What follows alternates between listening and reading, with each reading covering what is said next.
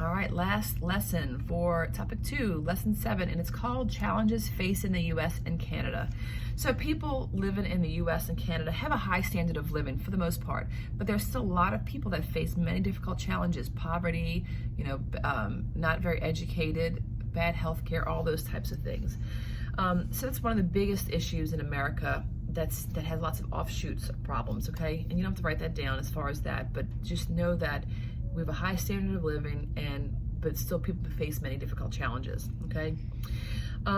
Income distribution is a big issue. So income is the money that people make through working, right? So you work a job, you get a paycheck, that's your income.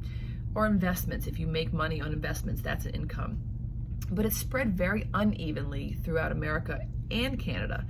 Over the past 30 years, Americans with the largest income have seen their incomes rise and rise and rise, whereas people with lower income, they have a very smaller raises over the years.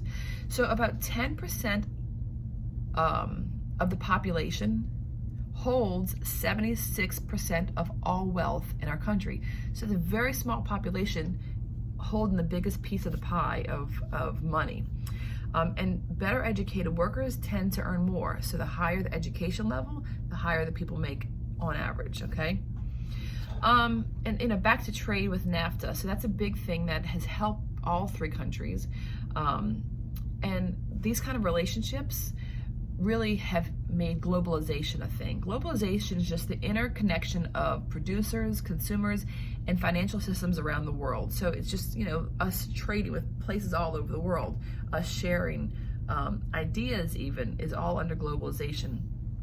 So the huge increase in global trade in recent years has helped the U.S. and Canadian economies, but it's also hurt many American and Canadian workers because some companies will move their manufacturing plants to another part of the world because it's cheaper to pay people there, and it's cheaper and easier to make whatever it is they're making.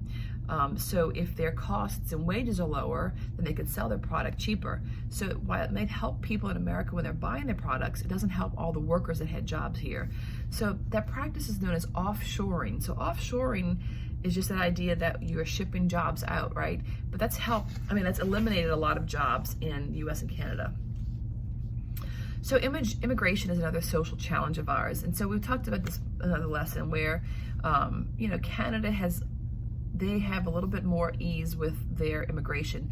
In 2016 alone, they admitted over 300,000 immigrants, which is the highest number in 100 years. So Canada's immigration has really peaked in the last couple of years.